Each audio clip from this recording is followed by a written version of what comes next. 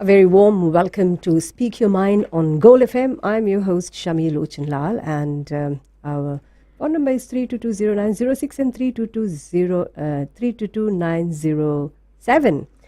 My guests on Speak Your Mind are from Vodafone and from AG's office. I have Isaac here from AG's office. Isaac, welcome on the show. Mulavanaka, Shami, and the listeners. And the head of e-commerce with Vodafone, Shailen Prasad. Hi, Shailen, how are you? Good, Shami.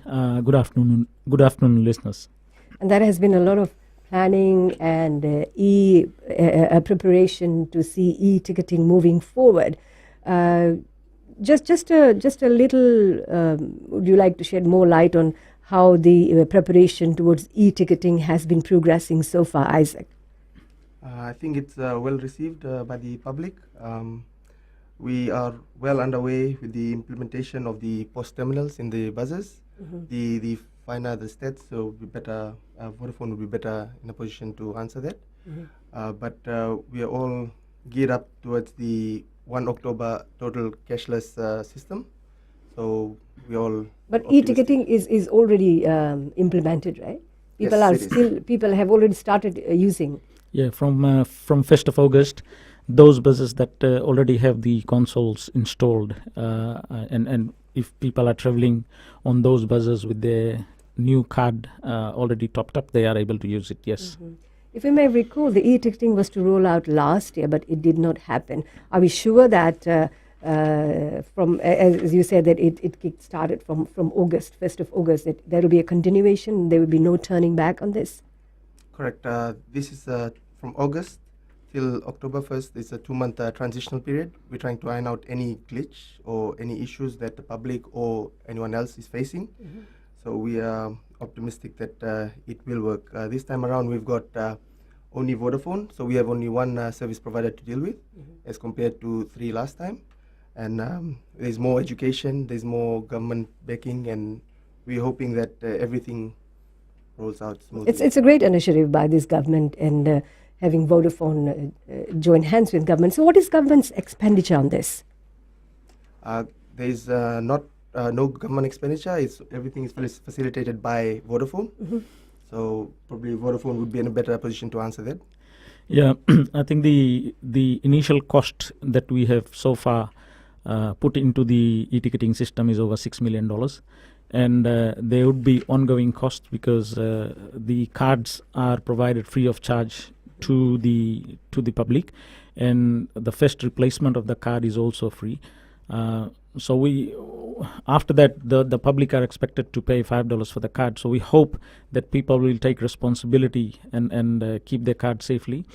Mm-hmm. There are of course other associated costs in terms of compliance cost, certification cost, etc. These are yet to be accounted for. So all in all, it may cost Vodafone in excess of $7-8 billion. That's a huge investment. Mm-hmm. But what it will do is Vodafone is a 100% locally owned entity, and we do support government using our technology reach in terms of providing latest technology, new innovative ways of doing things. As you know, Fiji receives almost about 700,000-800,000 overseas visitors each year into the country, and these people are used to the modern technology, new ways of using transport system, new ways of making electronic payments on buses, on trains, etc. So when these people come here, these developed or developing economies, most of them are moving towards cashless, electronic ticketing system, etc. Is Fiji ready to move towards cashless? I mean, while we are targeting the tourists, which is our major industry, but looking at the larger audience, the locals in Fiji, our Fijians, are we ready to move towards I think our people, when they go abroad, they happily accept these as something that is taking the country forward or taking the world forward. Sometimes the public may not know the advantages of using these systems. It's upon us to make them aware and educate them of the benefits. People lose wallets, people lose the entire set of money that they have in the wallets. In the mornings, parents have to hunt for coins for kids. This will bring about better planning You can budget your children's school fares, etc., your own travel by putting money on your e-card. Well, it is good for this generation and people who are educated, literate people. How about those who live in rural areas who may not have, the knowledge of how to. I'm talking about people who are 50 plus or 60 plus who are in rural areas. They may have their fears and may not be as bold to use e-ticketing. I think it's it's quite the contrary. When we implemented the e-ticketing system the last time, the group that best used this e-ticketing system and still using, because on some buses these cards are still acceptable, like Tadruwa Transport, are the pensioners. and those who were receiving money from governments, the social welfare funds. They got their money, they got their cards, and they're still using it. And they, in fact, after we announced the relaunch of e-ticketing, they are probably the most inquisitive group as to when and where they can get their cards and be ready, because for them it's about putting the money on the cards, and whenever they need to travel, they get the 50% discount and they travel easy. So Sorry, Shailen, you mentioned that e-ticketing has been relaunched, which means there was a time, I think some years back, people bought $2 worth of e-ticketing card. Was it $2 or something? Yeah. Yeah, so, and most of them could not use it because the system sort of stopped, maybe for various reasons. So will these people still be refunded their $2? What will happen? I think the card cost at that time was around $15, and we had absorbed the major part of the cost. You mean to say the card cost was $15? The card cost Vodafone $15. Yes, but we gave it to the public at $2. Yeah? Having said that, this time around the people are getting the cards for free, and any balance on the old card, they will get it. Do you have a database for that? How will Yes, you yes. be able to find out? Every cent is accounted for, because one of the things that we made sure when we rolled out e-ticketing, that the money that was topped up on these cards actually set in a separate account called M-Pesa Trust Account. And the trust account, even when the lawyers hold money in trust, they can't touch that money. Similarly, we have the M-Pesa Trust Account, and that money is kept safe for the public. Vodafone cannot use that money for its operational expenditure. Okay. So that money is safe, fully accounted So was for, audited. Vodafone waiting for this opportunity to be able to refund people the $2? The e-ticketing system was to come on later, because we were still in discussion with government. We didn't know at that point in time whether it would be a completely new system, because the system has a lifetime of around five years. If the revised launch of e-ticketing had come in between 1 to 3 years, we would have still been able to use the old cards, and people did not need to go and get a new card. But because it's now taken almost 4.5 years that the new system is coming, the longevity or the life of those machines, etc., in the bus is almost coming to an end, and that's why we had to replace it, and accordingly the cards. We may have someone from Fiji Buses operators to join us soon, towards maybe the end of the segment or so we can ask them more questions in regards to other things related. Isaac, tell me, the Fiji Revenue and Customs Services has signed a memorandum of understanding with Vodafone and Shailen that it can access information on the bus e-ticketing database. What information will they access? Essentially, what government wants to see, and FERCA, is transparency and accountability in terms of the total revenue that the bus industry collects. And therefore, for government's purpose of taxation, they want to have the visibility to say that they are actually collecting the right tax.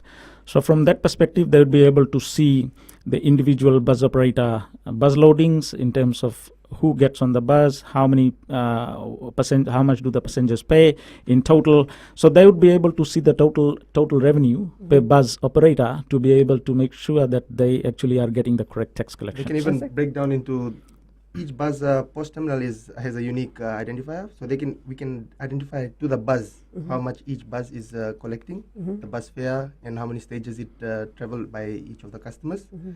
Like Shailen said, the main aim for government, one of the main aims, is to minimize pilferage in the bus industry with the implementation of e-ticketing. So how else will Fiji benefit e-ticketing in the long term? I guess one other benefit we would say is faster transaction. We don't wait for change. The bus driver does not have to give back change. It's just go. Yep, it cuts the right amount Like for stage 1, the fare is 68 cents. But currently, since there is no 2 cents, the bus drivers do not have any choice but to charge 70 cents. So in this case, we will save 2 cents for the. All right. Thanks. We'll take a short break, and then soon after this break, we'll be back. But we encourage you to call our listeners to call on Speak Your Mind and answer and ask any questions related to e-ticketing. This is your golden opportunity to call Gold FM. Speak Your Mind.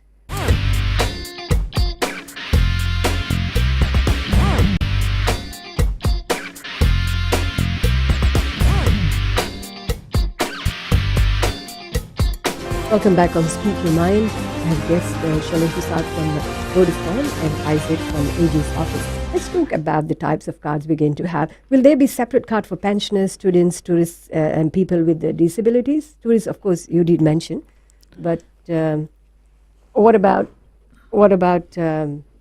people with disabilities and children? And will there be different colors? Yes, we have got 7 types of cards. But generally, the card types are adult, which is the normal fare-paying passengers. Then we have the subsidized students who are given fare subsidy by government under the Ministry of Education subsidy scheme. Then we have the normal students. Whilst subsidized students and normal students all pay 50% discounted fare, but we have issued different color cards to them so that we can differentiate between the benefiting students and the normal students.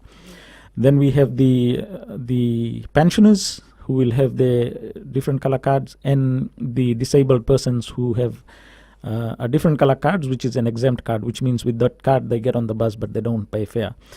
So there is concession passengers, which are the pensioners, the students, and the subsidized students. There's exempt passengers, and then there are the normal adult full fare paying passengers. Okay. So what specific details would you require from people when they register to get the e-ticketing card for security purpose? What do they have to bring? A birth certificate, passport, ID card? Any one ID, photo ID like driving license, FERCA card or FNPF cards, driving license, passport, including a birth certificate, because some people may not have photo ID, even a voter registration. So a birth certificate is good enough for you to register. Any one of them will be sufficient for us to register. And the point that I'd like to make is a lot of people are saying, why do I need to register for the card? Because it's like buying a top-up card. Yes, but the point is this. The card can hold a value of up to $100 at any point in time.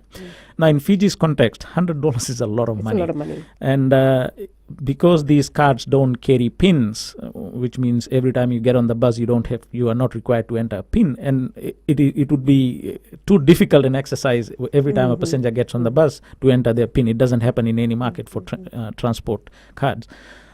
If people lose these cards, then we need to link that card to a person so that we can block the cards. And the card will be replaced? Secure the balance.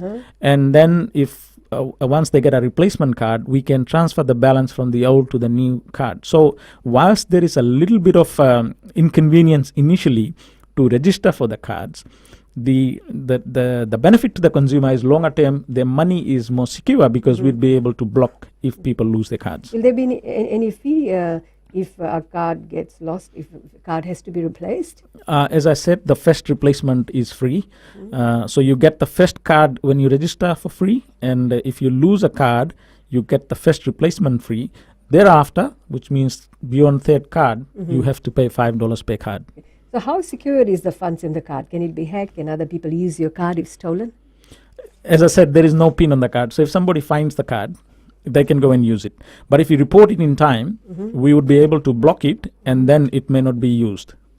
Rishami, one more thing on registration. Yes. Another reason for registration would be to match a profile to the card as well, so that as a disabled person or government subsidies, since they will configure that on the card itself. So if someone loses their card and they have to travel the next day, how would they access? Will there be other terminals, or will they be able to go in the bus? Will the bus drivers have access cards, etc.? How will that happen? Yes, we do. People can get a replacement card almost instantly if the offices, the agents where we issue cards are open. But as a last resort, if they are not, then there are two options. One is, if they get on the bus, every bus is supposed to carry a disposable card.